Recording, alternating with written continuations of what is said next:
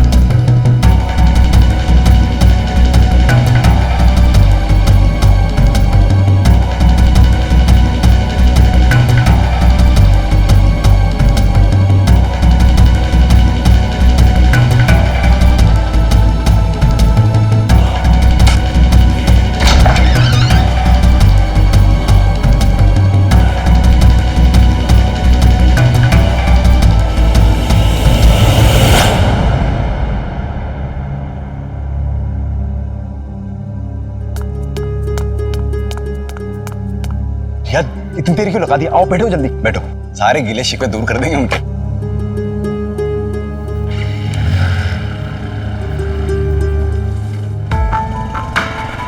इतनी देर क्यों लगा दी? अर्जुन, पहली बार घर से भाग रही हूँ ना, सबके सोने का इंतजार कर रही थी। अच्छा। पर अर्जुन, हम लोग तुम्हारी मम्मी और बहन को छोड़कर अलग रह रहे हैं। क्या सोचेंगे मेरे बारे में? उन्हें लगेगा कि मैंने परिवार तोड़ा। अरे उन्हें बुरा लग चुका है ऑलरेडी। अब कोई नहीं, थोड़ा वक्त दो। अब तुम्हारी मम्मी पापा को भी तो बुरा लगा होगा। सब ठीक हो जाए, सबके गिले शिकवे दूर कर देंगे। हाँ, उन्हें साथ रहने बुलाते हैं कुछ दिनों के बाद। ये तुम्हारा नया घर कैसा लगा? तुम खुश तो हो ना? बहुत। बस अब मम्मी पापा भी मान जाए। अरे मान जाएंगे, इसमें चिंता वाली क्या बात है? मैं हूं ना।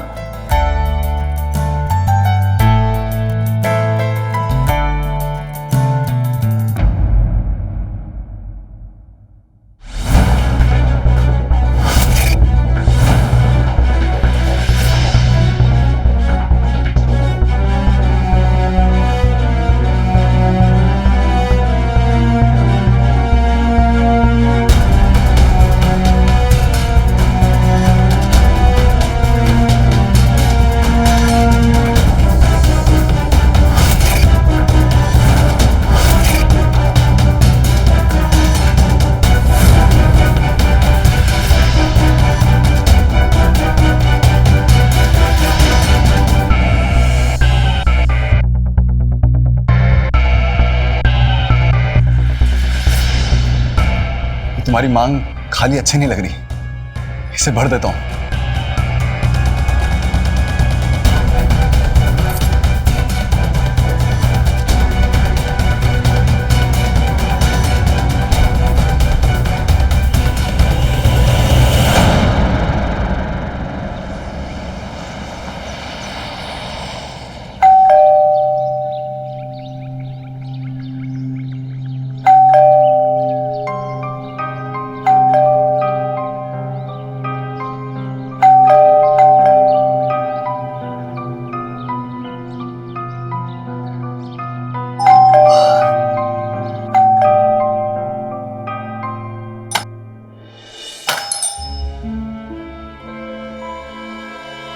मोनिका, आप यहाँ? बस बस बस बस। क्यों? हमें यहाँ नहीं होना चाहिए? ये हमारे बेटे का घर है। तुम्हें तकलीफ हो रही है? मुझे क्यों तकलीफ होगी माँ? तो खड़े खड़े हमारा मुंह क्या देख रही है? सारा सामान उठा और अंदर ले ले। अरे ये भी कोई बोलने की बात है?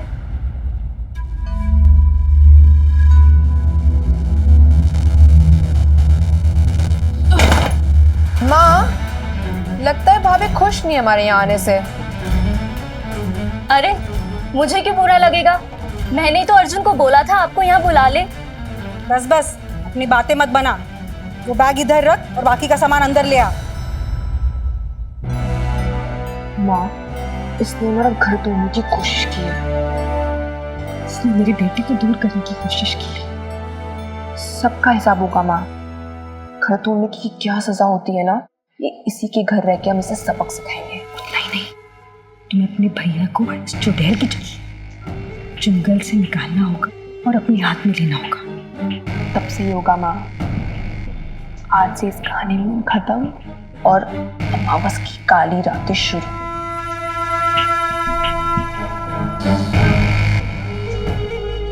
भाभी, पानी मिलेगा कि नहीं?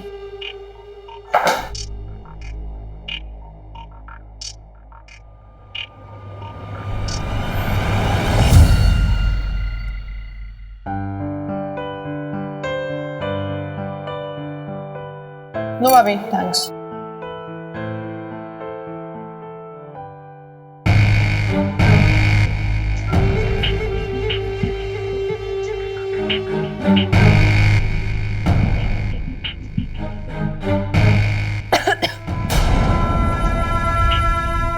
भाभी, इतना नमक?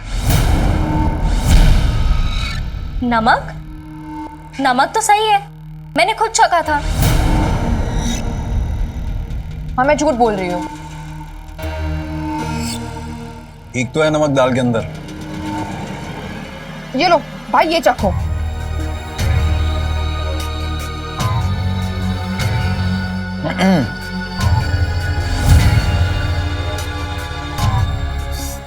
में बहुत तेज नमक है। क्या भाभी, सबकी दाल में बराबर नमक है, बस मेरी दाल में ज्यादा नमक है। ऐसे क्यों? मैं ऐसा क्यों करूंगी? क्योंकि यहाँ हम रहने आए हैं और आपको पसंद नहीं हम यहाँ रुके हुए हैं, इसलिए अब हमें परेशान कर रही है। अब चल बेटा, यहाँ से चलते हैं, इन सारी घिनौनी हरकतों से दूर। हाँ चलो मम्मी। कोई कहीं नहीं जाएगा।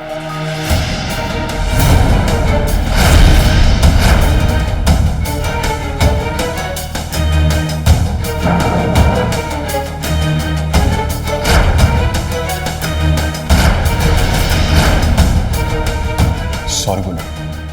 क्या? सॉरी बोलो। पर अर्जुन, मैंने तो कुछ भी नहीं किया। बेटा रहने दे बेटा, नहीं तो ये बोलेगी कि पति पत्नी में झगड़ा करा दिया सास ने। नहीं माँ, ऐसा कुछ नहीं है। सॉरी बोलो रिहा। अर्जुन, पर मैंने कुछ नहीं किया। प्यार से नहीं, गुस्से से पेश आना पड़ेगा तुम्हारे साथ।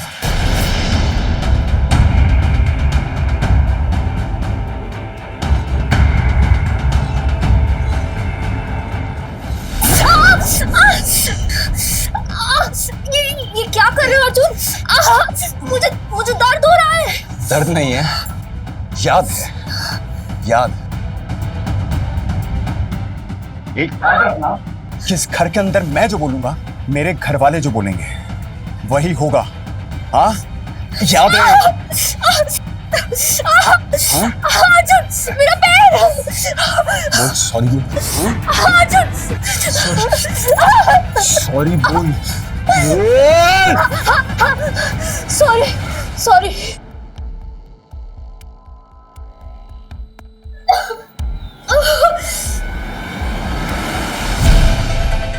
ये नौटंकी नहीं करती तो ये नौबत ही नहीं आती, पहले ही सॉरी बोल देती। हाँ भाभी, जब सॉरी बोलना ही था तो इतने नखरे क्यों किए?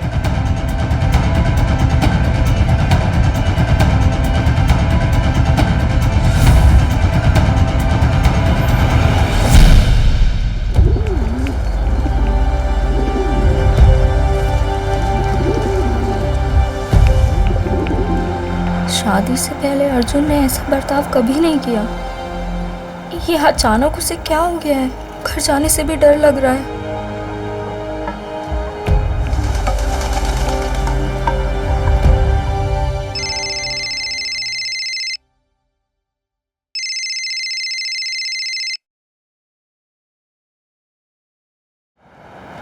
हेलो माँ। रिया, कैसे हो बेटा? मैं ठीक नहीं हूँ माँ। क्या हुआ? अर्जुन बदल गया है, वो पहले जैसा नहीं रहा। मतलब? सॉरी बोल। Sorry sorry. बेटा, तुम्हें तुम्हारे पापा ने पहले ही बोला था कि ये लड़का अच्छा नहीं है, लेकिन तब तुमने हमारी एक भी बात नहीं मानी। अब मैं तुम्हारे पापा के साथ भी कुछ नहीं बोल सकती। अगर उनको पता चला कि मैं और तुम बात कर रहे हैं तो शामत आ जाएगी। माँ, मुझे आपसे मिलना है। बेटा, चाहते हुए भी मैं तुम्हारी मदद नहीं कर पाऊंगी। तुम अपना ख्याल रखना। मैं फोन रखती हूँ, पापा आते ही होंगे।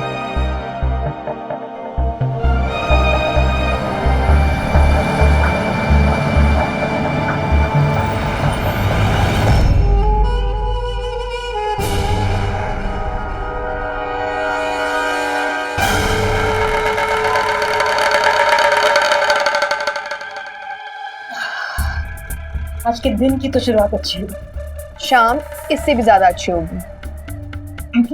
मतलब आज हम शाम में सब लोग बाहर खाना खाने जाएंगे। वो भी वो खाना नहीं, भाई के जूते खाएंगी, जूते। बाहर तो चली गई है, पर घर की चाबी यही छोड़ गई है।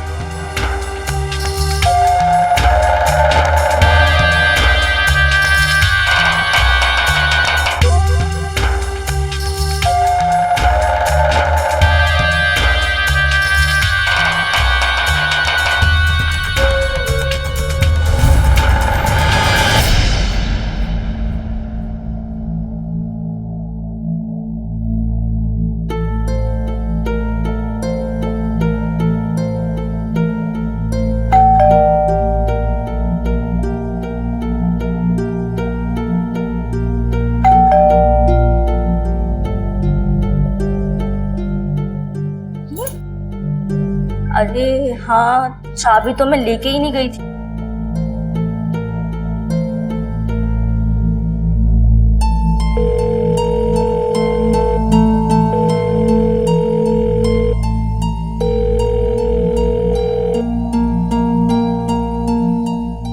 ये मम्मी फोन क्यों नहीं उठा रही?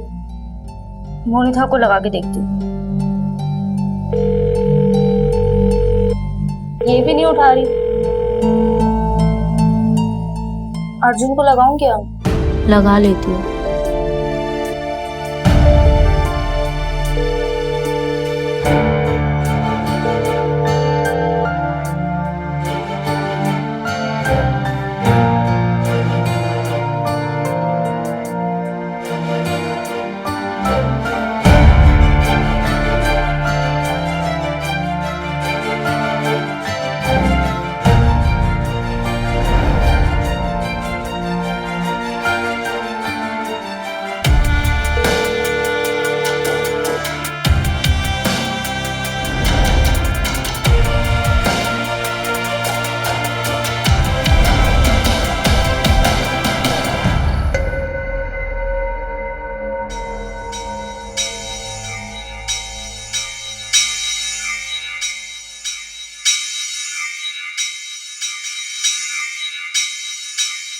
ये देखो, यहाँ बैठ के सीढ़ियों पे हमारी इज्जत की धज्जियां उड़ा रही है। आते जाते लोगों ने देखा होगा इसको। अब रिया, रिया, रिया,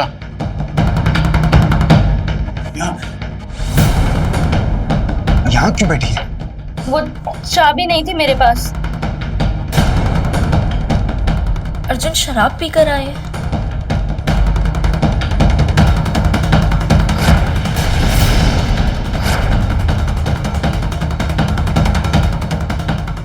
चाबी नहीं थी तुम्हारे पास? बेटा यहाँ नहीं, घर अंदर चल के बात करते हैं। अंदर चल चल चल। अंदर चल चल। बाहर क्यों बैठी थी? इधर आ। इधर खड़ी हो। बाहर क्यों बैठी थी? हाँ? चाबी नहीं थी मेरे पास, माँ और मोनिता घर पे ही थे, तो मैंने सोचा घर आऊंगी तो वो दरवाजा खोल देंगे। तो फोन कर लेती। किया था तुमको, बहुत कॉल किया, पर तुमने उठाया ही नहीं। तो मम्मी और मोनिता को कर लेती। इन्हें भी किया था। मुझे कब किया था कॉल? हाँ झूठी, हमें भी कोई फोन नहीं आया। और अगर फोन आता तो हम फोन उठाते ना तुम्हारा। और सच को हमें और भैया को फोन किया था या किसी और के साथ मीठी मीठी बातें कर रही थी? हाँ बेटा, मोनिता सच बोल रही है, ये जरूर किसी से मीठी मीठी बातें कर रही होगी फोन पर। सदा, मुझे कॉल कर रही थी या किसी और को? हाँ? किससे पता भैया, कुलचर उड़ा रही होंगी किसी के साथ। थक गई होंगी और सीढ़ी पे आके बैठ गई। सच बोल रही हूँ, शाम को आई थी और बाहर बैठी थी क्योंकि चाबी नहीं थी। सच बता, कहाँ थी और कितने बजे आई? सच बोल रही हूँ। सच बोल।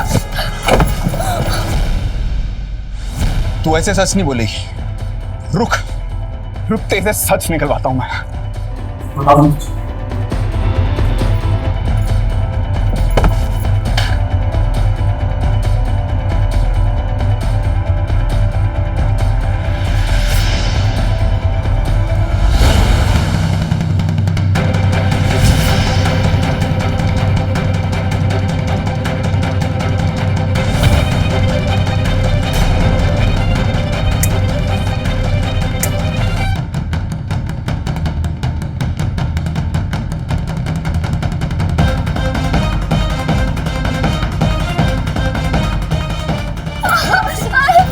छोड़ दो मुझे छोड़ दो। नहीं नहीं, अर्जुन। अब भूख लगी तू सच? छोड़ दो। नहीं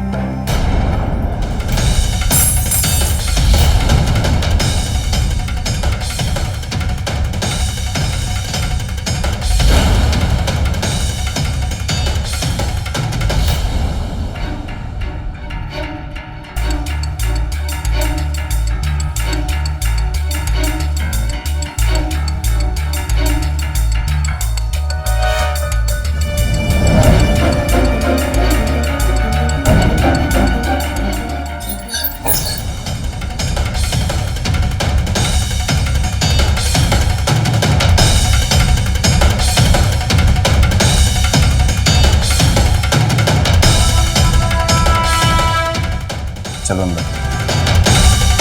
मैं यहाँ ठीक हूँ।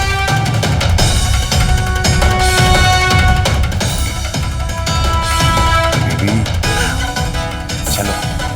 मुझे दर्द हो रहा है।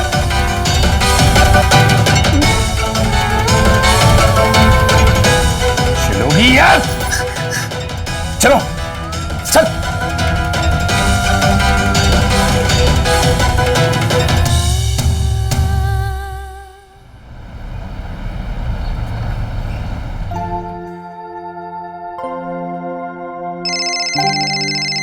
ये मेरा फोन कहाँ बज रहा है?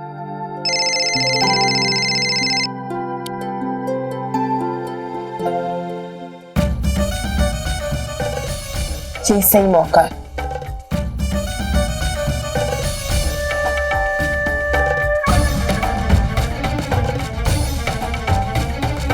बाबा का मौका।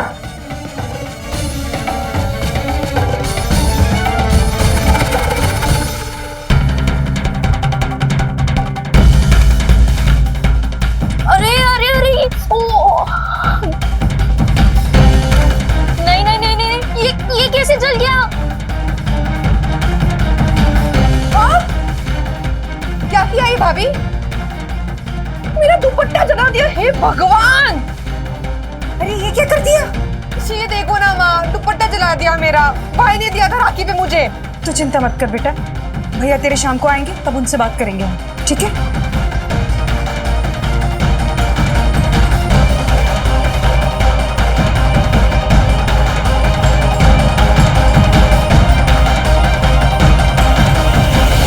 आज हम 21वीं सदी में हैं, जहां हम विकास की चरम सीमा को पहुंचने की बातें कर रहे हैं, छूने की बातें कर रहे हैं। तो क्या औरत की जिंदगी में विकास नहीं होना चाहिए? आज की इस सदी में भी औरतों पर अत्याचार हो रहे हैं, उन पर बंदिशें लगाई जा रही है। क्या इनसे उन्हें कभी मुक्ति नहीं मिल पाएगी? क्या घरेलू हिंसाओं से औरतों को कभी छुटकारा नहीं मिल पाएगा? रिया एक प्रतीक है उन औरतों का जिन पर अत्याचार होता है, और अर्जुन उनका जो औरतों पर अत्याचार करते हैं। उस शाम को भी वही हुआ। इस अत्याचार ने रिया की जिंदगी से मानो सारी खुशियां छीन ली। जो सपने देखकर वो इस घर में आई थी, वो सारे सपने टूटकर बिखर गए। रिया को अपनी जिंदगी मनहूस लग रही थी, जबकि उसकी ननंद और सास खुद उसे मनहूस ठहरा रही थी। इसमें मेरा क्या दोष? तेरा नहीं तो किसका दोष होगा? सब तेरी वजह से हो रहा है ये। मेरी वजह से? हाँ, मनहूस है तू। तेरी मनहूसियत की वजह से मेरे बेटे की जॉब चली गई, वरना क्या खामी है मेरे बेटे में? हाँ नहीं तो भाई हमेशा टॉप करता था स्कूल और कॉलेज में। इनफैक्ट पता है, उसे बेस्ट एम्प्लॉय का खिताब भी मिला था 2 साल पहले। 2 साल बीत गए हैं इस बात को। चुप मनहूस। मैं मनहूस? जॉब पर शराब पी के जाए आपका बेटा, और मनहूस मैं? मनहूस तो मेरी जिंदगी हो गई है जब से मैंने इससे शादी की है। ना एक पल सुख का मिला, ना चैन का। पता नहीं किस मनहूस घड़ी में मैंने सोचा था अब मेरी शादी हो गई है तो अब मेरी जिंदगी खुशी भरी होगी। खुशी तो दूर की बात है, एक पल मुस्कुराहट का भूल गई हूं मैं। क्या कहा तुमने? मेरे बेटे से शादी करके तुम्हारी जिंदगी मनहूस हो गई है? हाँ। हाँ? ऊपर से हाँ भी बोल रही हो? तुम्हें तो ना धक्के मारकर बाहर निकाल देना चाहिए इस घर के। के मार के बाहर निकाल दिया इसे, तो सजा कैसे मिलेगी इसे? इसे कमरे के अंदर बंद कर कर सजा मिलनी चाहिए।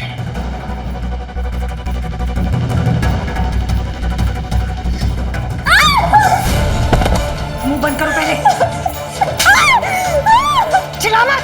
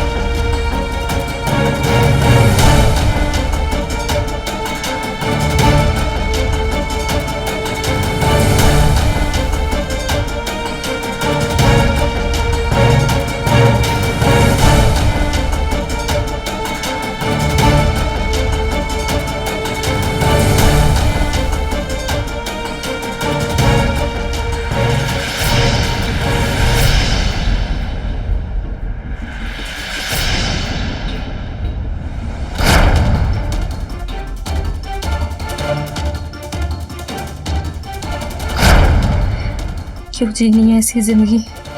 उससे तो अच्छा है कि मैं मर जाऊं, खत्म कर लूं खुद को। भगवान, इस जन्म में मेरे हिस्से का सुख बाकी सबको बांट चुके हो। अगली बार कुछ पलों का, बस कुछ पलों का सुख दे देना मेरे हिस्से में।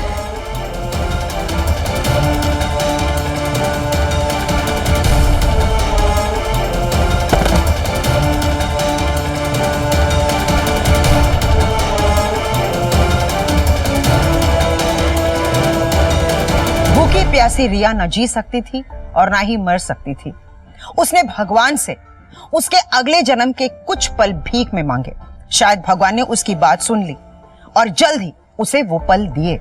जिस स्कूल में रिया पढ़ाती थी वहां एक न्यू जॉइनी सर्वेश आया और सर्वेश की वजह से रिया के होठों पर जो मुस्कुराहट गायब हो गई थी वो फिर से लौट कर आई। ये दोनों एक दूसरे के करीब आने लगे, अच्छे दोस्त भी बन गए। तो वही दूसरी तरफ सर्वेश भी अपनी निजी जिंदगी से बहुत परेशान था।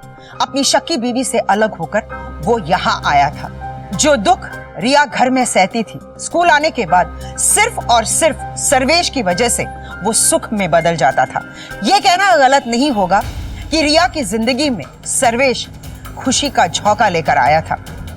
बस जिंदगी यूं ही चल रही थी। स्कूल में तो वो बहुत खुश रहती थी, लेकिन घर जाने के बाद अर्जुन के हिंसा का शिकार हो जाती थी। लेकिन एक दिन रिया की ननद के हाथ रिया का फोन लगा।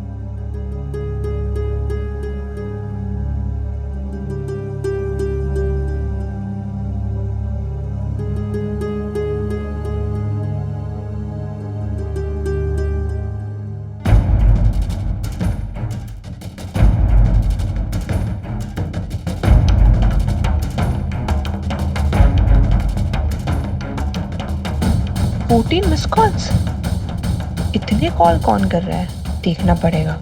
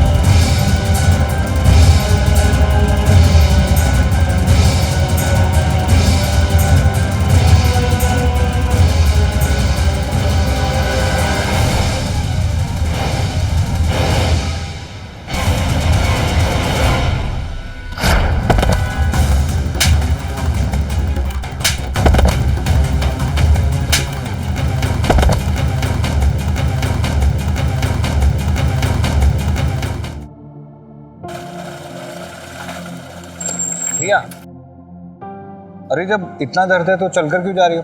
चलो, I will drop you. I am okay, मैं चली जाऊं। अरे चले तो सभी जाएंगे, लेकिन इस तरह से नहीं। चलो बैठो। अरे बैठो। ठीक है।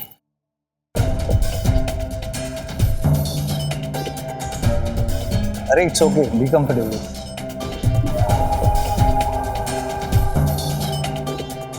चलो।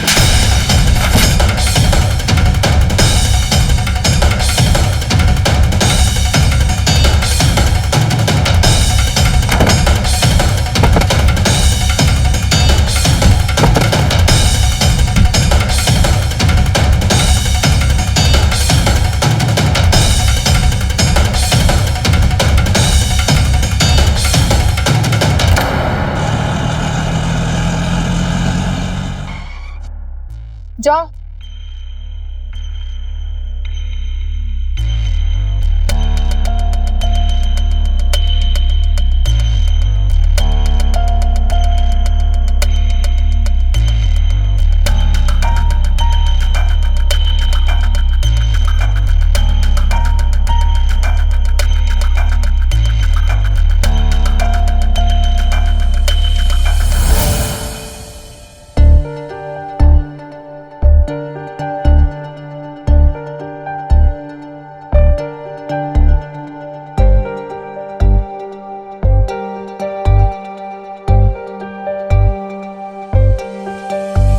अरे कहाँ थी तुम इतने दिन से?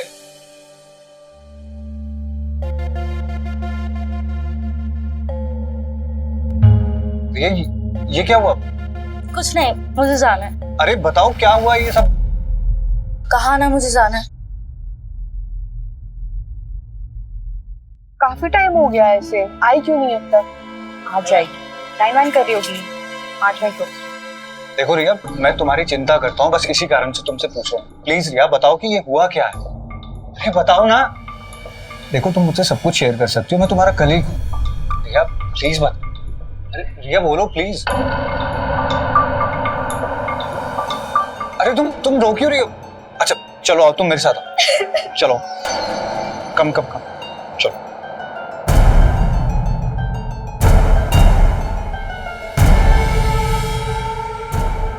लो पानी पियो।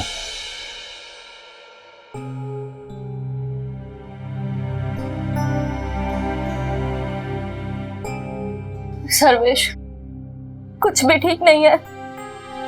नरक से भी बुरी हालत में जी रही हूँ मैं। शॉपिंग भी जाना है मम्मी। हाँ, उसकी सैलरी आएगी तो ना शॉपिंग जाएगी तू। जा देख के। हाँ मैं आती हूँ देख के।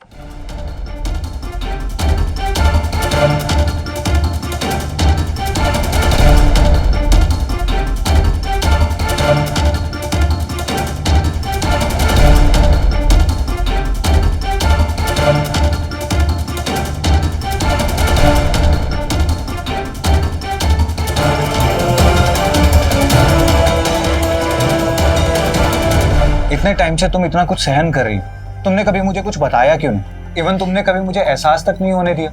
एटलीस्ट एक बार तो बताती। देखो तुम्हारे साथ जो कुछ भी हो रहा है वो बहुत गलत हो रहा है। अब कैसे भी करके तुम्हें इन सब से बाहर निकलना होगा। कैसे? अरे छोड़ दो उसे, आजाद हो जाओ। देखो रे, मर मर के जीने से अच्छा है या तो सच में एक बार मर जाओ या इन सभी को छोड़कर अपनी जिंदगी जियो। तुम अच्छे से जानते हो कि मेरी बीवी ने मेरा जीना कितना मुश्किल कर दिया। उसकी शक की वजह से मेरा सांस लेना तक मुश्किल हो गया, और अब देखो अब मैं कितना खुश हूँ। तुम लड़की हो सर्वेश, तुम कुछ भी कर सकते हो। आज कितना भी मॉडर्न बन जाओ, फिर भी औरतों के पैरों में इनविजिबल बेड़ियां अब भी हैं। अरे बेड़ियां ही तो है ना, तो तोड़ दो उन बेड़ियों को। कैसे सर्वेश? It's impossible. कैसे? ठीक वैसे ही जैसे 5 साल पहले अपने घर से भागी थी।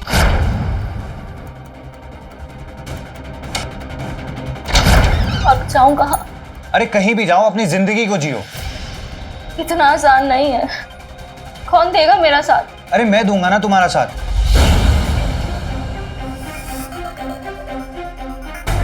इधर है, कब से वेट कर रही हूँ। स्टाफ रूम कहाँ पर है? वहां पर है। मैं करूंगा तुम्हारी मदद।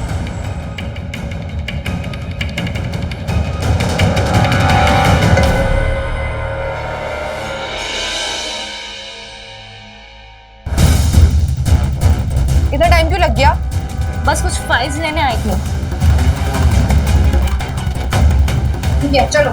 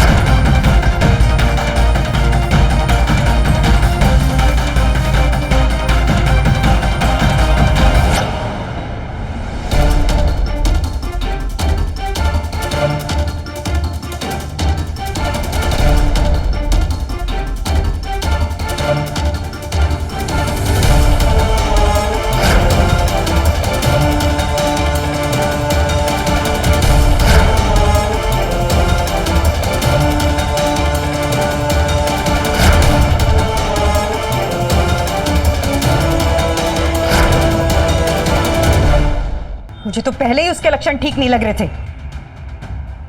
खुद का तो मुंह काला किया ही, हमारा भी। एक बार उसे हाथ लग जाने दो माँ, फिर देखना मैं क्या आश्रय करता हूं उसका। क्या कर लोगे तुम? जब साथ में थी तो भागने से रोक नहीं सके, अब बड़ी बड़ी बातें कर रहे हो। माँ, मुझ पे क्या धौस जमा रहा है? जिस पे धौस जमाना चाहिए था वो तो भाग गई। माँ यही बात बार बार बोल कर आप मेरे जख्मों पर नमक मत फेरिए। नमक नहीं, मिर्ची मिर्ची फेरनी चाहिए तुम्हारी जख्मों पर, नहीं तो तुम भूल जाओगे कि उस कलंकिनी रिया ने क्या घाव दिए थे तुम्हें।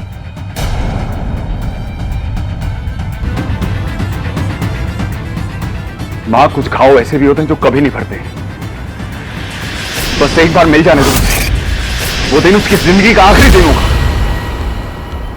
अपने घाव उसके खून से भरूंगा मैं। बड़ी हिम्मत दिखाकर एक दिन रिया अर्जुन के चुंगल से भाग निकली, अपनी एक नई जिंदगी बसाने के लिए। सर्वेश उसे बेहद प्यार करता था। कई बार रिया से शादी की बात भी उसने की, लेकिन रिया जिस दौर से गुजरी थी, अब वो दूसरी शादी करने की हिम्मत नहीं जुटा पा रही थी और बार बार वो सर्वेश को मना करती रही। वहीं दूसरी तरफ अर्जुन रिया को ढूंढ रहा था, क्योंकि उसके भागने से उसके गुरूर को ठेस पहुंची थी।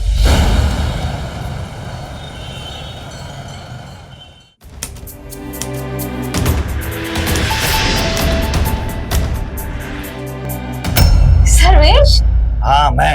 अच्छा चलो जल्दी उठो, मुझे तुमसे इंपॉर्टेंट बात करनी है। अरे उठो यार। अरे बाबा, अरे आओ मेरे बताओ साथ। तो कहाँ? अरे बताता हूँ, तुम आओ। बहुत इंपॉर्टेंट बात है, ऐसे कैसे बता दूं मैं तुम्हें? अरे ये क्या कर रहे हो?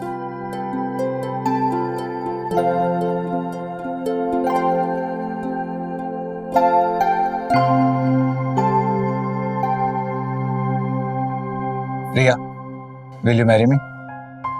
सर्वेश, मुझे थोड़ा और वक्त चाहिए।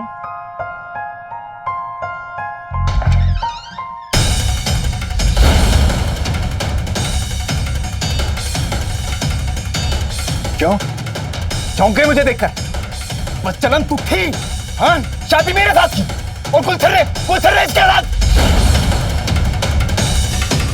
फिर अंगूठी पहनी क्यों? हाँ?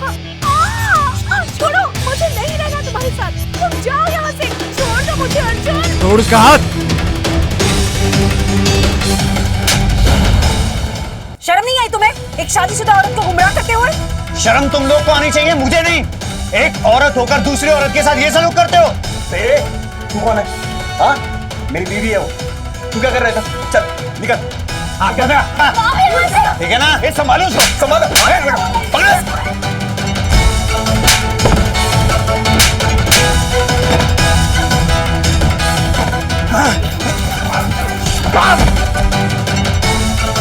ले अंदर इसको, अंदर ले आओ।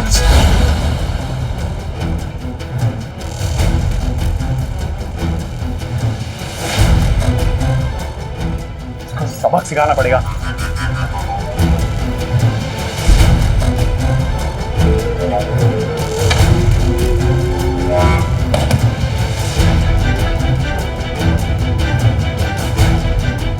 उसको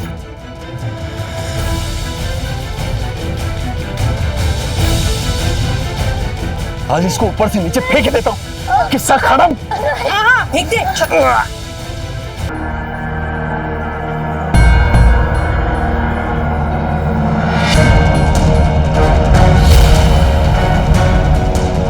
पूरी मेरी बेल्ट तो उसके हाथ में रह गई। अरे बोरी ना।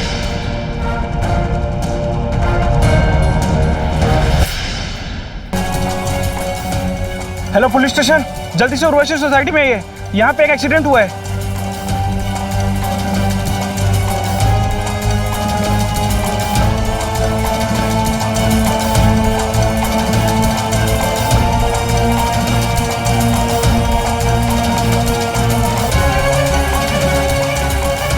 छोड़ छोड़ छोड़ो, हमने कुछ नहीं किया। छोड़ो, हमने कुछ नहीं किया। अरे मेरी बीवी है, मैंने कुछ नहीं किया। सर मैंने कुछ नहीं किया। सर जो भी कहना है पुलिस स्टेशन चल के कहना। छोड़ो मेरी बेटी। क्या खुशी और प्यार चाहना गलत है? ये बात सच है कि बेटी पराया धन होती है, लेकिन ये सोच भी गलत है कि एक बार बेटी की शादी हो जाए तो उसकी सारी तकलीफें सिर्फ उसकी, हमारी नहीं है। क्योंकि जब तक हमारी ये सोच रहेगी, सिर्फ रिया ही नहीं, न जाने ऐसी कितनी बेटियों को अपनी जान गंवानी पड़ेगी। बेटी पढ़ाओ, बेटी बढ़ाओ, पर बेटियों को बचाओ भी। रिया जैसी न जाने कितनी लड़कियों को हमें बचाना है, लेकिन ये सब कुछ तभी संभव हो पाएगा जब हम अपनी सोच को बदलेंगे। आज का ये एपिसोड देखने के बाद अगर आप एक भी बेटी को बचा लेंगे ना, तो मैं यही समझूंगी कि मैंने और आपने मिलकर बदलाव की एक नींव रखी है। इस बदलाव की अपेक्षा करते हुए मैं सुधा चंद्रन आपसे विदा लेती हूँ, इस वादे के साथ कि एक नए एपिसोड में हम फिर मिलेंगे एक नई कहानी के साथ। देखते रहिए क्राइम अलर्ट, डरना नहीं, मिटाना है। जय हिंद।